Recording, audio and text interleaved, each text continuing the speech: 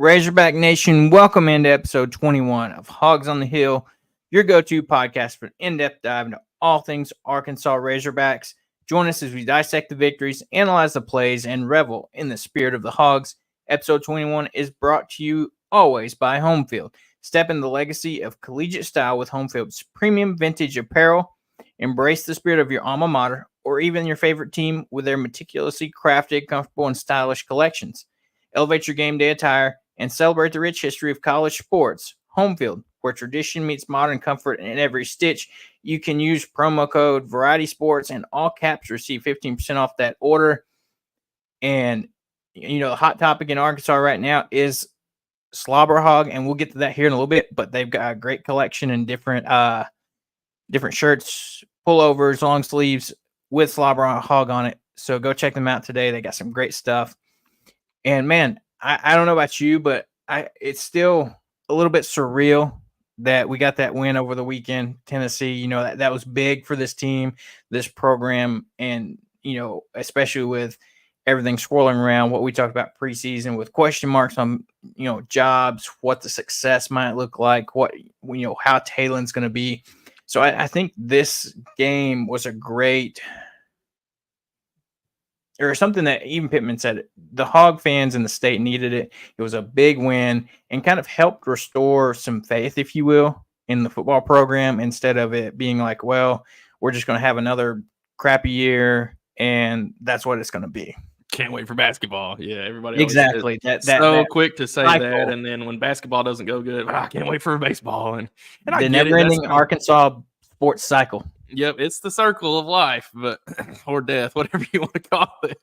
But yeah, this was such a huge win. I mean, I think everybody's had time to kind of let it digest and really soak in some of the media attention that we've gotten and stuff like that. It's been nice and well deserved. Let's be real. Andrew Armstrong was on Paul Feinbaum interview. And he did really, really well, I thought, with his interview. Just kind of talking about some of the team culture, his personal success, but really magnifying the fact that it really is a team success and that the running backs are playing well, the offensive line's playing well, quarterback's playing well. I mean, everybody's playing well, even though we have our miscues and inconsistencies here and there. Overall, this team has played well this year, especially in comparison to last year. I mean, it's like a night and day difference. And I think a lot of that really does boil down to the chemistry in the locker room, the culture in the locker room. I'm not saying we had some cancers last year or anything like that. I just think everybody went back to the drawing board, whether it was coaches, players that stayed, players that came in, freshmen or transfers, either one, and really kind of all figured out a way to get everybody all on the same page at the beginning of this year, where I think last year that was not the case. And part of it could be that Petrino had, from what Armstrong was saying, like Petrino has really been a catalyst for bringing a lot of the players together. I think just some of the personalities of the players, we've had, some really fun firsthand conversations with Addison Nichols, Taylor Green, some of those guys. Heck, even, Austin Ledbetter hadn't played any, but those are the personalities that are in this locker room, and they're all really down to earth, hardworking mentality, really good, mentality type people. And I think that is really shining through. And then you bring in somebody like Bobby Petrino that has mellowed a little bit in old age, and I think he's really bringing a lot of these guys together. You got a guy like T. Will that's obviously a player's coach, if you will, and everybody has nothing but good things to say about this program's locker room, the players, the coaches, the cohesiveness of it all together. And I think you're starting to see, some of the dividends being paid. That Tennessee win was huge. And we talked about it till we're blue in the face. You're a couple turnovers away and maybe a couple missed field goals away from being 6-0, 5-1 at the least, And so this team has turned around. It may not show it fully on the records, fully in the stat sheet, fully on the scoreboard. Frankly, we should have beat Tennessee by more than we did. We're not all the way there, but I think people are starting to kind of see some of the potential trajectory that this team can go on, and it's exciting. And so there's a lot of hype in the media about it, So anyway, there's kind of a long spiel on what this Tennessee game's done for us, but I think there is potential to maybe steal one more fairly decent SEC win, and as long as you do what you're supposed to do in the Mississippi State game and the Louisiana Tech game, which I believe will be favored in both of those, you're going to make a bowl. We see in what if, and bad things can happen, and you can lose those games. Now it'd be very, very detrimental. But as long as this momentum keeps building and the consistent level of high execution from everybody on the field, the defense, the offensive line, quarterback play, running back play, receiver play, all of it, I think we'll be in good shape to have a pretty solid year, especially in comparison to even I had us picked to go 5-7. Not gonna lie. I said if we're going to do better than 5-7, we're going to have to steal a big win. We just stole a big win. So I think it's definitely potential for us to improve on what my initial projection was for this team. Even though I thought we were going to be improved, I just looked at that schedule and thought, man, it's going to be tough to find 6. Unless you can steal an Oklahoma State or A&M. Didn't get either one of those. Those were the ones I thought were doable. I definitely didn't think it was going to come in the Tennessee game. So better late than never. But it gives me hope that there's maybe one more sneak a win in the season left, whether it's Ole Miss, LSU, Missouri. I think we match up better with those teams than anybody projected we might would halfway into the season, just the way the season's gone for us and those other teams. So you can steal one of those and then win the other 2 that you're supposed to. You're looking at a fairly decent bowl game. If you win your bowl game, you get 8 wins. I don't think anybody really saw that coming if that does happen. So that circles that I'm saying all that to kind of circle back to your point around jobs, people keeping jobs, people maybe getting raises, things like that. Obviously, everybody's on board with T. Will coaching as long as we can keep him here. And if you look down the road a ways, if Pittman retires in a few years, does T. Will want the head coach job? Are we willing to give? Is he still here at the time? I mean, I don't know. I think he's that level of a coach. I think he's growing into that type of head coach position. So we'll see what happens. But if this year goes where it could at the halfway mark, we've got the bye week, hopefully get everybody healthy, or at least healthier than they are currently. The second half of the season almost could be better than the first half of the season, which is crazy to think about. But we'll see how it shakes out. But I'm excited that these coaches have got things going in the right directions. And I think the coaches are excited. They've been putting in a lot of hard work. And I think they know, look, this team is good, has a ton of potential. If we can just play mistake-free football. Sam Pittman mentioned it. I can't remember what TV show he was on earlier today, I believe it was, or yesterday, talking about it. When we don't turn the ball over, we're hard. We can play with anybody. We may not win every game, but we'll compete in every single game if we don't turn the ball over. If we turn the ball over, we can lose games that we shouldn't lose. And that's exactly how this season's gone. So keep playing clean ball. You never know what's going to happen. Yeah, I agree. I mean, you look at it, even in those games we lost, we still played those games close. And then it happens to work out the way where the Tennessee game, you play a clean game and you see what happens. And I mean, that to kind of your point and what you were saying is I think this gives a new life or optimism to that second half of the season, because now if you can carry this momentum, you've got LSU coming to town for another night game, which should be another rowdy, packed crowd. I mean, this crowd was 6th highest in Razorback football history against this Tennessee. LSU game might be even bigger just because of the hype that the Tennessee game brought. People are really going to want to come. I've seen so many posts on Facebook. I'm looking for 2 tickets. I'm looking for 6 tickets. Everybody's looking for tickets to the LSU game, man. Like everybody's trying to get there. Exactly. And I don't know about you, but to me, growing up, LSU was always our rivalry game. To me, you can force and push it on Arkansas fans as much as you want. Missouri is never going to be a rivalry game. I don't care if there's a trophy or not. Arkansas's true rival, at least to Arkansas fans, is LSU and the battle for the Golden Boot. I can remember growing up, that was always the game on the day after Thanksgiving or the Saturday of Thanksgiving, during when the rest of like rivalry week is for the most part. And, I think for a lot of older fans, kind of like the fans that were used to the Texas games a long time ago, that next generation was used to the LSU game being our rivalry week type game. And, if you can carry this momentum from a huge win against a top 5 opponent, this has the chance to be, like you said, another, record crowd that's going to be rowdy, that's going to be, they're going to impact the game.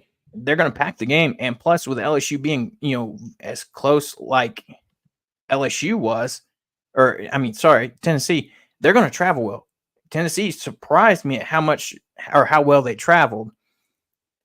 LSU, I would almost expect to travel better just because I feel like they're just a little bit closer, and it could be, like we said, another big sold out crowd for another exciting game. And, I talked about it Monday on Saturday's Showdown. LSU hadn't played anybody. Their one loss is to a USC team that just got beat the other day. Other than that, I believe they played like a nickel state. They barely beat a South Carolina team, which that game they should not have won. South Carolina gave it back to them, honestly. And so, I'm not impressed. Their defense, it doesn't look that great. I'm not sold on Garrett Nussmeier. They have their first test this weekend with Ole Miss coming to Death Valley. So we'll see what happens in that high-flying Jackson Dart, Lane Kiffin offense does. Yes, it's going to be on the road, a tough environment. Death Valley is never easy to play in. But, again, they're coming to Fayetteville. And as we've seen, it can be a loud, rowdy environment. Sam Pittman even credited the crowd to, several of the false starts that Tennessee had just because of the loudness. This is a good point. We're going back to that what ifs again. If we beat LSU and Mississippi State, does game day come against Ole Miss? I think part of that you got to consider is what does Ole Miss do until that game? Like, do they keep winning? Are they still ranked the top team? Are we ranked by that point? Arkansas got 17 votes in this last poll after the big win. So if you can, come off this bye week, I think the key thing is you've got to maintain that momentum and not, you get an extra week to celebrate this win, fine and dandy. But next week, it's time to lock in and get ready for LSU. Really, I think you got to use this week as a head start and be getting ready right now. If not today, you should have been yesterday even. You take a couple days, enjoy the win. But then if nothing else, have everybody in the film room more than normal. You have more time than normal to understand what LSU is good at, what they're not good at, where their weaknesses are on defense, where their weaknesses are on offense. What sides are we going to be, trying to apply the most pressure from a edge rushing standpoint. You can really dig into the weeds with this much time of film prep. So the biggest thing to me is I just hope we don't come out flat. Bye weeks can be good, or they can sometimes let some air out of your tires from time to time too, though. So I think that's partially what happened to Tennessee. They came in a little bit flat coming off a bye week. Didn't really look like they had as much spark as normal. They were coming off a bye week, I'm pretty sure. Yes. Yeah. Because they played Oklahoma, had the bye week than us. Yep. And, they didn't look like they quite had the same offensive spark as normal, which you have to give a lot of credit to our defense. I think there was some early sacks in that game from Eric Gregory, Cam Ball, especially his hit in the second quarter. I think it definitely got in Nico's head, and he was skittish out there for sure for about the rest of the game. And so I think there was a lot of things that impacted it, but you could tell they were a little bit out of sorts. I don't know if that had to do with our defense being that disruptive. I would give some credit there, but I may give a little bit of, emphasis on the fact that they could just have been lax, overlooking us to some degree, and then coming out of a bye week, kind of lost some rhythm, if you will. So I'm hoping that that's not what happens with us. I don't think it's going to be, because LSU is not an opponent we're, going into out of our bye week that, that team's easy. We're definitely not going to be thinking that at all. So I'm hoping that everybody stays locked in. Everybody stays really committed to understanding what we can do well to beat LSU, and keeping our mental game as tough as possible while we also get healthy, and hopefully take a couple days off of practice, I'm sure, to get healthy. So balancing that's going to be a challenge, I'm sure, for the coaching staff, trying to keep everybody kind of in game shape and in game mentality without having a game. So that'll be tough. But I think with it being LSU, and to your point, this is a rivalry game. It's for a trophy, and to me, it is Arkansas's one of our most historic rivalry games.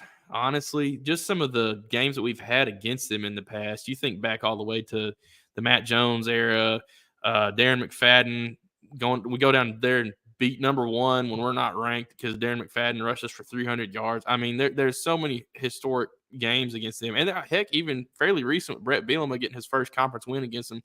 One of the first times we rushed the field in a long time. That was my sophomore year. I was there. 2014. Yeah, I mean, it was 10 years ago, but that was a historic game. That was a crazy season. Finally got some momentum going towards Arkansas's way in 14 and 15. So that, to me, that was kind of the spark in 14 that made that year not bad.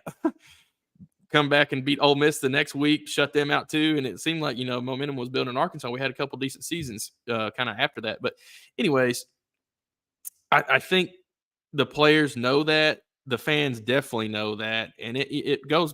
You got to look at who the coaches are, man. Pittman was there during that win against LSU back in 14. Petrino, it was around for a lot of the LSU Arkansas craziness for years and years. He was there right after the Darren McFadden game, but I mean, heck, he was there that big win down in Little Rock, the big Kobe Hamilton pass right before halftime. That's right. Yep, that's very true. With 11 seconds left or what? I mean, there's just craziness in this game. Rich history, and you have coaches that are on staff that know and have been there for a lot of the history. T. Will kind of being the exception, I guess, if you're just looking at coordinators and head coach. But this game means a lot, and so I think everybody's going to be locked in and preparing as much as possible for this game.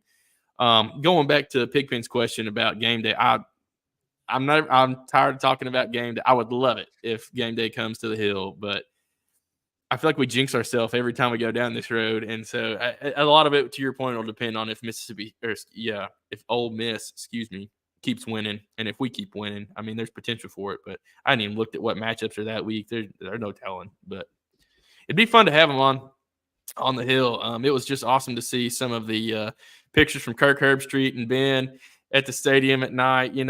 Kirk's traveling all over the place. He was in Cal that morning, flies to Fayetteville to call the game that night. Ben's a traveling dog, so that was cool to see some of those pictures, though. But it'd be good to have that entire crew on campus at Fayetteville all day long. And I would imagine, maybe Kirk and Chris Fowler call that game if it gets to that. So that'd be really cool. Yeah, I agree. I mean, just to look at it, so the rest of the season, up until when we match up with Ole Miss, they play LSU this week. Then on the road, they have Oklahoma at home before they head to Arkansas. So that's the two games that they have before us. Again, LSU and Death Valley is going to be tough. They always are. Oklahoma, they're hit and miss this year, I think. They have a big game this week with the Red River rivalry. That's going to be a big one for them. I know they're working through – they just changed starting quarterbacks against Tennessee a couple weeks ago. So, they're working with trying to get their new quarterback up to speed. But going into this LSU game, we left the Tennessee game, I want to say almost scot-free, but the couple injuries we did have were kind of bigger ones. The big one that everybody's been talking about is Taylon Green. We saw him take that big shot on that deep ball he had to Armstrong. That obviously a roughing the passer call, rightfully so. He got hit late and below the knees, but you saw his left knee get bent backwards, almost like a hyperextension reversed. And, the talk initially was some type of potential MCL injury, something like that, a sprain, something like that. Well, in the SEC media teleconference today with the coaches, Pittman cleared that up by saying it wasn't an MCL, no ligament damage, which is great. He said it's really a bone bruise for the most part that Taylon's dealing with, and he gave him a decent shot to be able to play against LSU. He said they're taking it day by day. They're just going to have to see how he progresses, because he said right now it's, pretty sore, rightfully so. That was a big hit. Let's see, his actual quote was, we don't think it's an MCL now, more of a bone bruise, very, very sore. Hopefully he'll be back by LSU. It's kind of day to day right now, but their diagnosis was not any ligament damage. That did happen at the 14-15 mark in the fourth quarter. You saw him even try to come out that following drive to play, got hit again, and then, got up limp a little bit. And that's when, smartly the coaches are like, all right, he's done. We're not going to try to have him, force through the rest of the game in some pain. And, potentially injure that knee a little bit more. So we'll see what happens. Hopefully they're taking good care of him this week, getting all the medical treatment, the rehabs, whatever he needs to do to get healthy for LSU. The other injury is, I didn't realize until after the game, honestly, was Kyle Ramsey, the starting kicker, is going to be out due to a groin injury for probably a few weeks at minimum. I didn't realize the last half of the game, Matthew Shipley, the guy that we've honestly all been wanting to see get a shot, came out in this game, hit the field goal that put us up 14-13, and also hit an extra point for us. So Pittman said that he was, proud of him. He said he called it a significant injury that will keep him out a while. He said he made every extra point field goal. He said he was happy with him. He called him out after the game, called him out with the team. So, that's big in that type of situation for a backup kicker. You want to say that's big pressure for a backup quarterback. But imagine being the backup kicker that, the way we've struggled with kicking, you've got an enormous amount of pressure. So we'll see what Matthew Shipley does with a full game. Hopefully he has some success. We wish Kyle Ramsey the best to get better with Talon. But that leads us into this next question here. If we have to run Singleton starting versus LSU, 35% chance of a win. It's honestly, with Talon recovering, he's probably already running with the ones this week in the practice. And we'll get into what they're doing this week and into next week. What makes me feel good about this is that we do have 2 weeks to prepare, essentially, if he does have to go. We get extra time for Petrino to kind of work his magic and get him ready to go. But, from the little sample size, he did great, but you could tell that it was first read and go. There's no really standing in the pocket trying to read his other reads. If that first one wasn't there, he was going. So I don't know what you think. 35%, that's a tough one to think about because he does have 2 weeks to prepare. We know how Bobby Petrino can work his magic with some quarterbacks. So, yeah, I can't remember. I think it was I think we were at like a 49% or something like that off the initial matchup predictor, whatever you want to call it, with LSU. I don't remember if it was quite that high, but it was somewhere around in there. So you definitely are going to degrade some if you put Singleton out there. There's no ifs, ands, or buts about that. I think Talon was finally starting to show spurts of really trusting his receivers, trusting his reads, trusting his arm. He still missed some throws. Don't get me wrong. There were still some throws missed, but he looked better to me. And the completion percentage showed that. It reflected every bit of that. Granted, you had a couple guys make some big plays on some balls. Broden caught a really tough catch. He got walloped right after and held on to it anyways. So kudos to him, improving a little bit with his hands there. But let's be real, though. Talon was very accurate with the ball, more so than he had been probably all year, minus, I guess, the UAPB game. I don't even want to talk about that game. I don't even think it counts. No matter how prepared you can get Singleton in 2 weeks, I don't think he's going to have the same chemistry as Talon did with obviously Armstrong, but even the other guys coming below him like Satenya, Broden, Tesla, Haas. Those are kind of your pecking order, I guess, if you really wanted to like list it down. But I will say Singleton can throw the ball better than he looked like he could against Tennessee. He didn't even really throw the ball, but just a handful of times. One of them, thankfully, there was a pre-snap penalty that negated an interception that he threw. But he just yeeted that thing because he was about to get crushed. So whatever. But there's going to have to be some trust developed during these practices between him and the offensive line. If he does end up being the starter against LSU, I'm hoping that that's not the case. I think it's most likely that Green will be healthy enough to go. Even if he's not 100%, as long as he's 90 plus, I think he's playing. You know what I mean? That's a big enough game. I think it'd be. That's what he's going to want to play. Yeah, and with it not being like ligament damage where he's at risk of potentially tearing something or something like that, it's more or less, can he play through the pain? Yeah, depending on realistically, how. and you got 2 weeks to try to, get the bruises gone and things like that. So, I would imagine Green's playing. I don't think this is gonna have to be a scenario, but if it is a scenario, this is the best case scenario that it came at a bye week, to your point. So, I don't think Malachi is a bad quarterback. You could tell he was deer in the headlights there on those first couple of possessions that he was getting the ball. I think a lot of it too is his timing on the snaps with uh, Addison was not there. You could tell that they probably hadn't ran a lot of plays together. I was about to say it's a Um, new cadence with him being a different guy. Plus, I mean, realistically, they he's probably didn't work as very much much together in shorter practices. than Yeah, Talon too. So you very had a true. couple of So high snaps that you had to get that adjusted because he is shorter than Talon. he's sitting there bobbling it, trying to get it down. So he really only has time to make that first read before either guys are getting pressure on him or he's just uncomfortable in the pocket. You can't be comfortable if you're looking up as you're catching the ball, trying to look down and make a read, and then you got to get the ball out because it's been 2 seconds and you don't have time, even if they're not through the line yet. It's about to I mean, you can't hang on to the ball in the SEC. You just can't. And I think his IQ is high enough to understand that. You could kind of see that he wasn't wanting to force things. He understood the gravity of the situation where a turnover would have been really detrimental.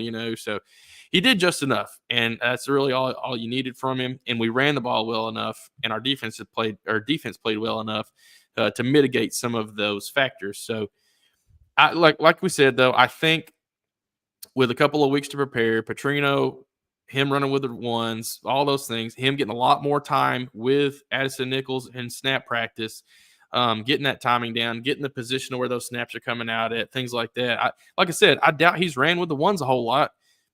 Addison was centering for the ones, and so there's probably just not a lot of reps there between those two guys, and so that's got to happen this week, whether Talon's playing or not. Because at the end of the day, even if Talon does play, if he takes a bad shot to the leg, Malachi's going in, and so I think this was proof positive that we need to be working with our backups maybe a little bit more than we are or have been, and maybe time just hasn't allowed it so far, and that's understandable. This is a whole new team, but that's going to be critical. So I've got high hopes that Malachi, if he does play, can feel more comfortable.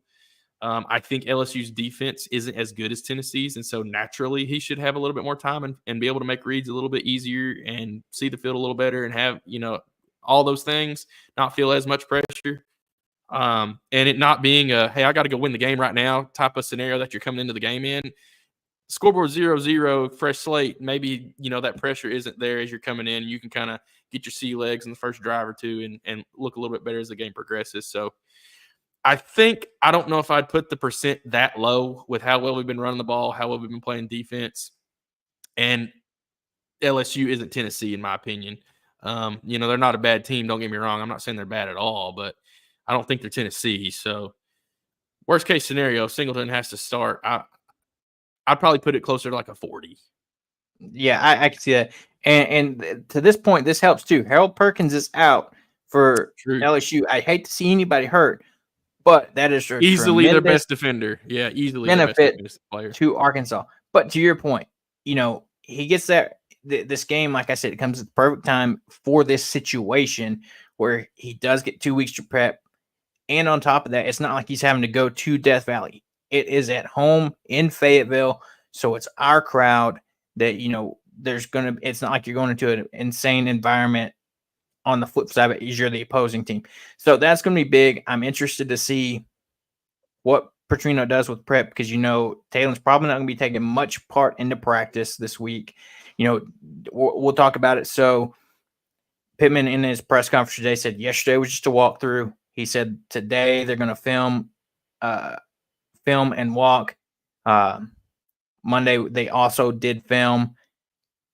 You look at it. He said today they were going through spiders, so just a half shell essentially. Tomorrow they're going to practice full pads. They have off Friday, Saturday, Sunday. They'll come back Sunday evening to review the Ole Miss versus LSU game tape, see what's in that, and then get back to normal practice next week. So, between now and then, hopefully there's a lot of recovery and, rehab done for Talon. Other guys, as far as injuries we're talking about, they're still waiting to hear test results on Andreas Paskey, the other tight end that we haven't seen in a few weeks due to a concussion. Ty Washington should be set to be back. Luke Haas is finally healthy. Rodney Hill should be back as well. That's a question Pittman we need to follow up on in a minute about time on running backs, but keep going. Yeah, and then Jalen Braxton has the possibility of return. It must be pretty serious that he's dealing with some tendonitis and a bone bruise both combined. So that's tough. And then I believe he said Miguel Mitchell, the transfer from Florida, should be close to going as well this week. So we're going to get quite a few guys back, like he said, and everybody's talked about this bye week couldn't have come at a better time as far as to let us get healthy and get some guys from being beat up so much, especially through these first few SEC games.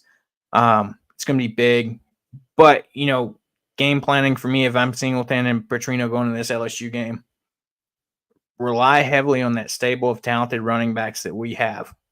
I mean, you saw it all season, Jaquin Jackson, and you're seeing Braylon Russell step up more and more, especially right there on that last game-winning drive. Honestly, he kind of, Jaquin wasn't 100% there at the end, so Braylon got the majority of that drive, and he looked phenomenal. I mean, he didn't look like a freshman. He's just getting better week by week, and I mean, he had some speed going on that one drive. He broke away for like 20, 30 yards. He was moving.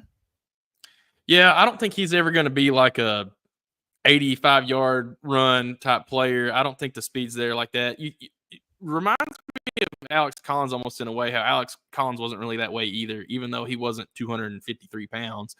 Alex Collins was quick in the backfield, but the top end speed just wasn't quite there. I feel like Braylon's probably kind of in that same category, but you can already tell his vision as a running back is there. It's already there as a freshman. Really well. It's progressing well. He's hitting the right holes. He's making the right cuts and jump cuts and things like that. And he's getting behind the right blockers and taking the right angles with those blockers and not running around a guy when he's trying to push a guy that direction and, running into a tackle. You're not seeing those mistakes that you sometimes see from, younger backs. So that we already knew he was ahead of the curve physically. I've talked about this multiple times, so sorry if you guys have listened to some episodes and heard me rant on it, but he's ahead of the curve. That's just all there is to it, and that's why he's playing in some of these big games and getting more and more and more minutes. Injuries have attributed to that, but let's be real here. I think in the SEC, he is a more productive back than Rodney Hill can be. That's just my feeling. He can take more hits. You're not losing enough speed. You're not losing enough vision and pass catching ability even. I know Rodney Hill is a little bit probably a better pass catcher, but do you gain enough to merit not having somebody in there that is 100 pounds lighter, literally? Well, and when you talk about pass catchers too, you got to remember we saw Rashad Dubini back a little bit, and he's a great pass catching back as well. Yeah, and he's got a little bit more size. We'll see, kind of the way this pecking order starts to shape up as these guys do get healthier. I'm sure Jaquin needs to, I don't think he has any type of injury necessarily. He just banged up, man. He's carried the ball a lot, taken a lot of hits, dished out a lot of hits. He is not shy of contact. His yards after contact, I think, is probably higher than his yards before contact, just overall in his rushing category. So we're 6 games into the season, and Jaquin has carried the ball 99 times. Yep. Yeah. He's almost at that century mark halfway into the year, which is fine. We need to be a run-heavy team. That's our identity. Taylon can throw the ball. Taylon can also run the ball. We need to be a run-heavy team. Everybody understands that. I think that's our strength from our offensive line, too. We can pass protect okay in spurts, but I don't think that needs to be where we rely. And I think that was, in my opinion, part of the problem there at the end of the A&M game.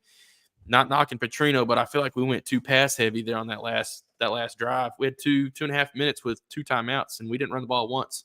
I think we had like 8 straight passing plays, and then that last one was a strip sack. So, anyways, that's in the past. I need to quit worrying about it, but it irks me because our run game is really solid. Especially the more guys you get back healthy, you can throw fresher bodies out there, have guys fresh late in games, find the guy that's got the hot hand and ride him. You have those level of players that can do that. And if it's Jaquin and Jackson more often than not, that's fine. But I think Braylon Russell has earned his snaps. And I hate to take away playing time from anybody, but I would rather see Braylon Russell out there than Rodney Hill at this point with what he's shown against some of the good teams he's been in the game against and what he's done with the snaps he's gotten. Even when he hasn't gotten the ball, he's been tremendous in blocking. He's been tremendous in assistance and pass protection if he's in the game. I mean, there's a lot of little things he's doing besides just running the ball well that people are overlooking. And I can't say enough good things about Braylon Russell. That's just all there is to it so far. But anyway, I'm excited about it. Yeah. I mean, I agree with that comment 100%. Yeah, I think he solidified that spot. But I think the big thing is if you hear Pittman was just kind of with him being a freshman, even though he does not look like one, he does not run like one, was just earning that trust, if you will, that he can handle the workload and stuff that he gets to him. Yes, he still hasn't. I don't think he's had a single game of double-digit carries yet. He had 6 in this past one for like 60-something yards. He's averaging nearly 10 yards a carry. But I do agree. I think he is that RB2, and I think it's going to get better as the season goes, more experience, and hopefully that does lead to kind of maybe evening out the carries from Jaquindon, so he doesn't get so banged up, because we know how talented he is. That's big, and so you want to be able to keep him healthy for this full slate of games instead of him getting banged up and then having the workload tossed upon Braylon Russell. Sorry to interrupt you there, man. My bad. But if you're an opposing defense and you're getting Jaquindon Jackson the majority of the snaps, this is a bigger body back who's got a lot of speed, can really juke you out of your shoes. He's shown it all year. He can run routes well out of the backfield. He's had several catches for big yardage. Heck, he was the one that got us out of that 3rd and 15 on our own 2-yard line. Also made the saving play where it wasn't a safety, but then the very next play, he catches a wheel right out of the backfield and takes it for like 22 yards to get us out of a sticky situation. The guy is a very good do-it-all back, and he's hard to tackle. He's shown it with his yards after contact. He's very hard to tackle. If I'm a defense, you see him coming at you, it's going to be tough to get him on the ground, but you do get him on the ground, then he gets subs out of play. Who are you most scared to see come in the game after him and take his spot? 160-pound Rodney Hill or 260-pound Braylon Russell, who's going to be just as hard, if not harder, to tackle, especially if it's after Jackson's just gassed you for 20, 30 yards on a couple of plays and you're winded and gassed and you're on your heels, and then big bruiser comes in. That is a scary sight to see. I mean, it's what really, I think, led to a lot of the success of KJ Jefferson there for a couple of years. Is you had some good running backs that were punishing guys, and then boom, KJ would pull one and take off, and nobody wanted to tackle him. This is similar in my mind, and so I think if the trust factor is evolving from the coaches, I think just the physicality that he brings should earn him more snaps just due to that alone. I don't play defense or anything, so there's some big defenders out there that are just as big as he is, but not many. Especially once he gets past the line of scrimmage. If he gets up in the secondary to the linebackers, he is bigger than them, no doubt. That's scary, and that's got to be a little bit disheartening if you're on the defensive side of the ball trying to tackle Jaquindon Jackson for a couple of series of downs, and then boom, here comes big Braylon Russell in there, who's not slow either. So, and to give perspective there, they've got Rodney Hill listed at 186. Rashad Dubini's 201. So, I mean, you still got a guy like Rashad Dubini that's 20 pounds heavier than Rodney Hill as well. So, yep. That's just got to be scary if you're a defensive back or a linebacker that, part of your job is going to be tackling that guy if he squirts through the line of scrimmage. And that's just, I don't know, that'd just be, to me, I think that needs to be thought about from the offensive coaches. But anyways. Yeah. As far as LSU's weak spots, yeah, I don't know. It's just, I think overall defensively that they haven't looked great. LSU's always going to have good DBs. I mean, that's just kind of the nature of who they are. Harold Perkins being out really, weakens that front seven. Yeah. Yeah. But, kind of as we get ready, wrapping up on this week, you did have some post-game awards. Malachi Single named SEC Freshman of the Week.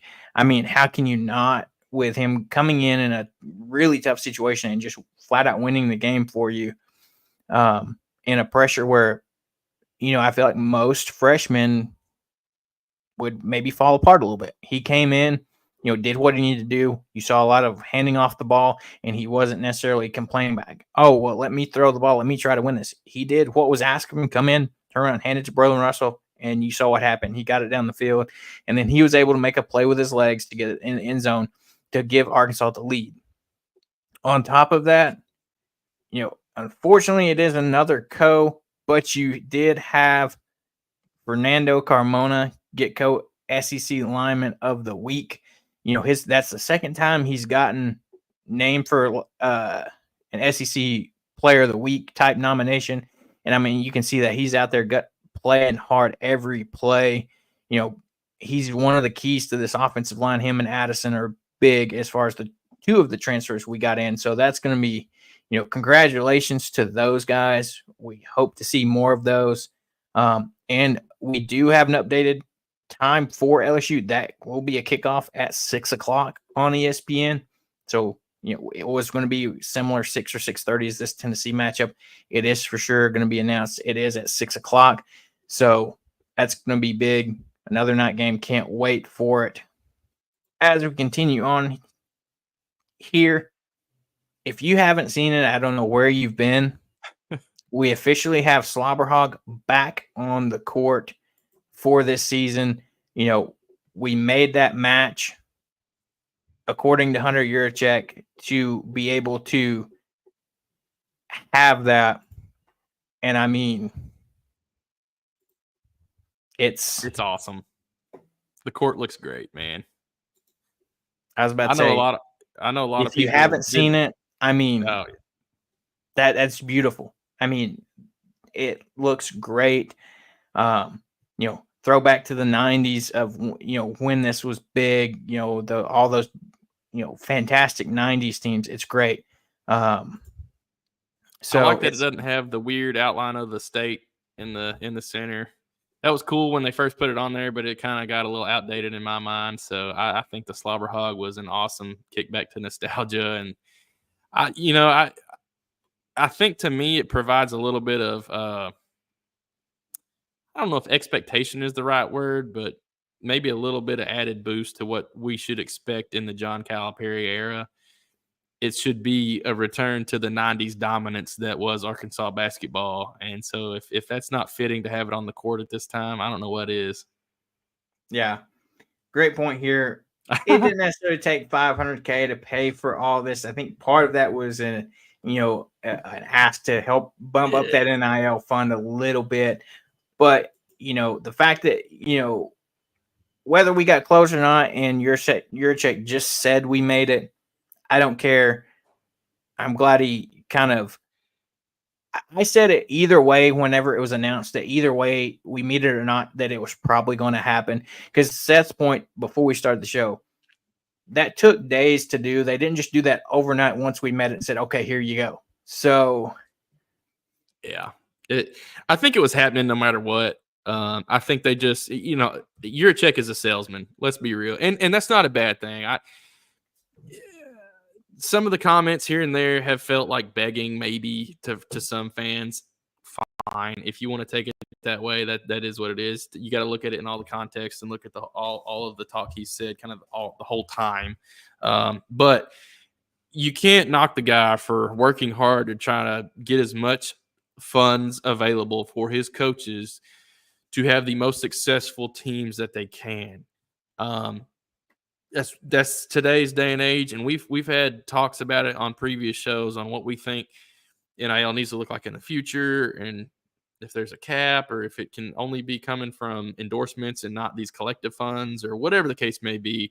The guys on College Game Day even have thrown out some ideas that I think would help. And in a couple of years, I'm sure there'll be some more structure to it. But as of right now, to stay relevant and to keep getting decent players and keep getting good transfers and things like that, and being able to have a football team that has turned around a little. Let's be real. Part of the reason that we are better this year than we were last year and got ourselves kind of out of the gutter we were falling into is due to the transfer portal and probably some NIL money. I don't know what the guys are making. Everybody's heard rumors and whatnot for different players and all that. And I don't know how much is true and what's not. But some of the players we brought in, especially some of the bigger name offensive linemen that we got early on, Keyshawn Blackstock, for example, there was probably NIL money involved with that. Let's be real. And that's helped our team. I don't care if you disagree. It is what happened. It's just part of it. And so I think Hunter understands that this is very critical, especially right now, to not get behind. Maybe not get just so far ahead that we're, I think we're ahead of most everybody in basketball from what everybody's saying. But you can't afford to get behind, because it'll be so hard to claw back into relevancy if you do get behind in the NIL space. You look at what's happening to Clemson. They're doing better than they were, but they kind of fell from dominance, and a lot of it was due to Dabo Swinney not necessarily wanting to go out and get guys out of the transfer portal. And I don't know if some of that had to do with NIL deals and things of that nature and whatever, but it hurt them and set them back, in my opinion. And you just can't afford that in this day and age, especially if you're a team that's kind of on the fringe all the time, like Arkansas is. We're not traditionally getting the 5 stars due to our name. And so if you ever are going to get some high-end 4 stars or some 5 stars, there's going to have to be some things come along with it. So anyway, long and short, Hunter is a salesman, and he's doing everything he can to raise as many dollars as possible, no matter where they come from, how they come, who he's got to ask, whatever the case may be, whether it's for NIL, whether it's just for the program alone. You look at some of the deals they've worked with Tyson and Walmart for the court logos and the field logos and all those things. I appreciate what Hunter does in his role to achieve those things he's achieving, because it's helping the programs. There's no doubt about it. And 100%. So, yeah, people can be mad and say, okay, it didn't take $500,000 to paint the slobber hog, and we were probably going to do it anyway. That's true. But I don't fault the guy at all for trying to spin it to where we can, keep having these incentivized type attention catchers, if you will, to keep the eyes on the edge fund, whatever you want to call it. I call it the edge fund because it's funny, but the collective, if you will, and keep attention there with different things that spark the media. Let's be real. That's what he's trying to do, is whether it's good media or bad media, it's getting brought up and getting talked about, and it's resulting in more and more members. So it's working, and you got to give the guy credit for that. So I think it was happening no matter if we hit 500K or not, but kudos to everybody for pitching in and getting what they could out of it. And I think there'll be more things happen. We can talk, they're selling pieces of the goalpost, which I didn't even realize got damaged, but they're selling pieces of the goalpost, and all the proceeds are also going to the NIL fund. I was about to say, you read my mind there. That's what I was going to pull up here is you can see Arkansas Edge posted on Twitter today, on a rare piece of Razorback football history, 6-inch sections of the goalpost from Arkansas versus Tennessee are available to purchase now. They have, I looked it up, the number, they have 15 pieces that are signed by Coach Pittman, Petrino, and Williams. But if you want one of those, that's going to come at a pretty penny, and just the unsigned pieces, $500. The signed pieces, $1,000. If they're selling 15 pieces, that's $15,000 right there. So, I mean, there's going to be people that have that money and will do that. Heck, I mean, if I had the money, I would probably do it myself. But true. That's a one-time opportunity type thing. I mean, you can get. I've got signed footballs. I've got a signed helmet. I'm pointing at the wrong things, but like, you can go buy those on eBay. You can buy those at baseball games. There's plenty of places to get those things. I've got an Addison Nichols, Taylor Green signed football we got when we did the live show with them. So those are some awesome things. Getting a piece of the goalpost, granted, it's just a goalpost, but that is kind of a limited opportunity, if you will. There's not going to be many of those from time to time. So if that's something that you want and you can afford that, go get you one right now while the getting's good. Because that is a pretty cool piece of history, especially if you're able to snag one of the ones that's got the coach's signatures. But we talked about it a couple episodes ago, how we thought the NIL Edge Fund needed to have some more like one-time opportunity type things to incentivize those one-time donations, as well as the membership signups. But like, that's a perfect example. I was about to say, here you go. that is literally perfect example. We covered it in an episode or two ago. Some of the things that come with the membership packages, opportunities to go to signing events, meet players, meet coaches, members only event things, whatever. That's all cool. A one-time purchase donation, if you will, for a kind of a once in a lifetime piece of Arkansas history. That is exactly what I think they need to try to keep. Obviously, you're not going to have that every single week or anything crazy, but when those opportunities arise, we kind of talked about it before the show. If they ever redo the court, a piece, sell whatever it takes. But I think having the type of incentivized type advertisement, you call it, it keeps more attention on the edge fund, whether it's good or bad attention. In I think that's helpful right now. If you can donate, go out there and do that. If you can't, but I think people that can't do it and think it's too much to ask, quick comment on the people that can, if that makes sense. That's just my thought. I've seen a lot of comments and hate that they're asking for money, and I know all those players up there make more money than, I mean, I know they make more money. That's fine. It's part of it. They bring in a lot of money, and I think that's what's lost sometimes. But anyways, here's my spiel on NIL right now. Yeah. We'll circle back around. It's cool. Slobber Hog, it is lovely. It looks great to have it back. But to this point here, throwing that out there, that is some big expectations because the success they had when it was on the court before. Coach Cal being here, it's the perfect storm to set up Arkansas for a lot of expectations for this upcoming year. And I'm excited. Hopefully a lot of success. Yeah. And I think you just need to temper that a little bit. Not saying we're not going to be super successful, but if we're not, you still, even as good of a coach as Coach Cal is, it is still year one under a new coach. And you got to remember, as he got hired, there were 0 players on this roster. So he did a lot of work to put this roster together. And similar to what we talked about when Muss was here, you've got to find the right group and make sure these guys are going to gel together. That's one of the biggest things that I think a lot of people forget about. You can have all the talent you want, but if they can't play together, it's going to be a struggle. Yeah, there could be. So, but with that being said, Slobber Hog is now on the court. That's getting people ready. We have basketball in Bud Walton in just under a few weeks, as we have the exhibition game against Kansas coming to Bud. That's going to be amazing. Cal did say in a press conference that these don't be surprised if the team gets stung a little bit, as he's still trying to figure it out. It could be competitive. We might get beat, but I think that's why you don't put a ton of, eggs in the basket if we do beat Kansas. We saw how that went when we beat Purdue last year, but it's like, took it for more than what it was worth, and we saw how the season went. So that's, that you've got to consider that it is an exhibition. He's still probably trying to figure out what his rotation is going to be. I mean, heck, this is the first time they will be taking the court together at that time.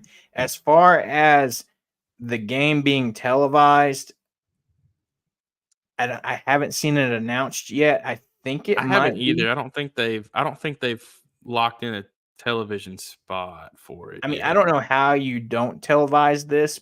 It'll most likely be on like ESPN Plus or SEC Plus or something like that, or SEC Network Plus, whatever it is. So we'll keep an eye out for that. We'll keep you guys up to date whenever we do hear what it's going to be on. Like Seth said, I haven't personally seen anything as far as if it will be or not. Like I said, I would assume that it probably will be, and if it's not, you're missing out on a great opportunity there.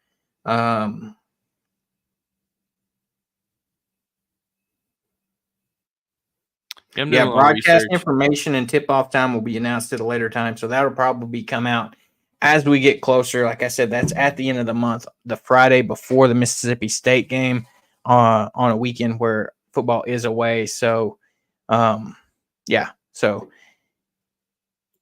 but there's a lot of hype. It's going to be a great season, I think. And we had a lot of visitors here last week. You had Malik Thomas here for visiting.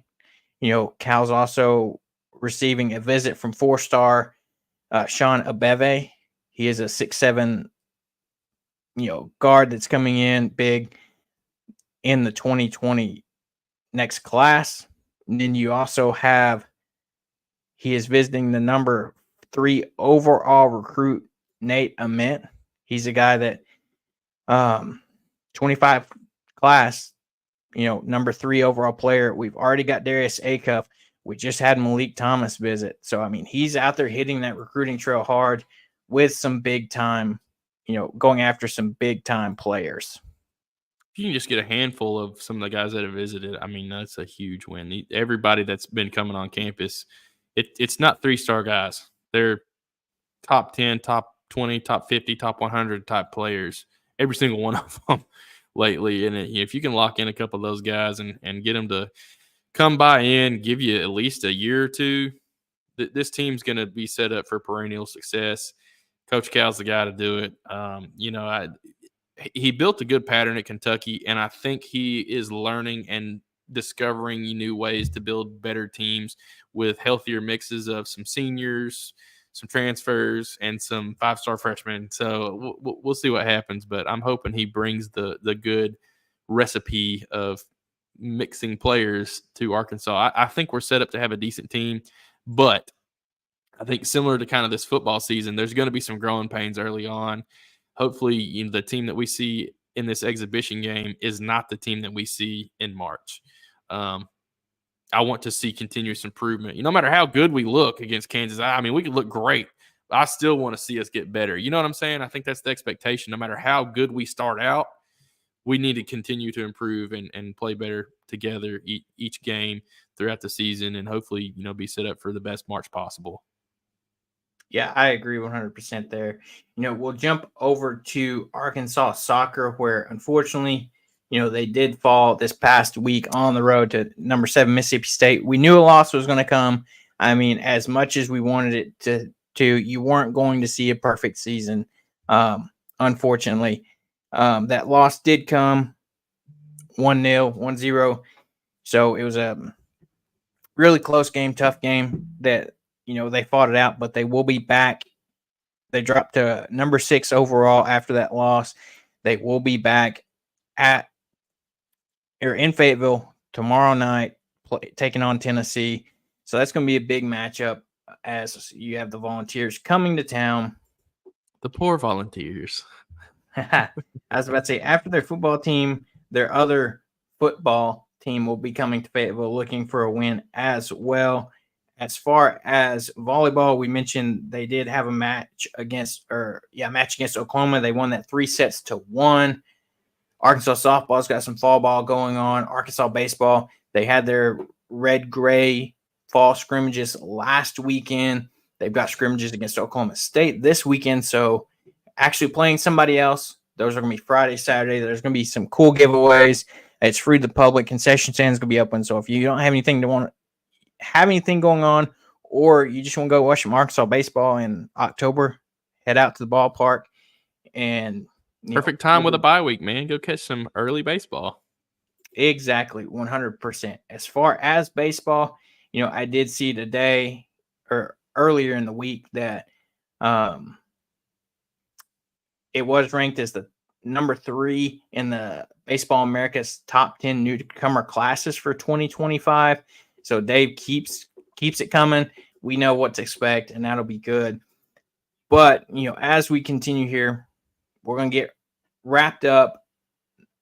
Not a lot going on this week by week. You've got some other things like those scrimmages and stuff we talked about, some fall ball going on. Go check those things out. We'll be back next week to break down LSU, dive more in depth that matchup, and keep you up to date on what we hear injury-wise. regarding Taylor Green and some of these other guys that we have that there's some question marks about, if you will. So, we thank you guys for tuning in again. We'll be back here next week to start breaking down our LSU matchup. And until then, LSU hate week, man. Exactly. It's a big one. So get ready for it. And until then, we'll see you guys next week.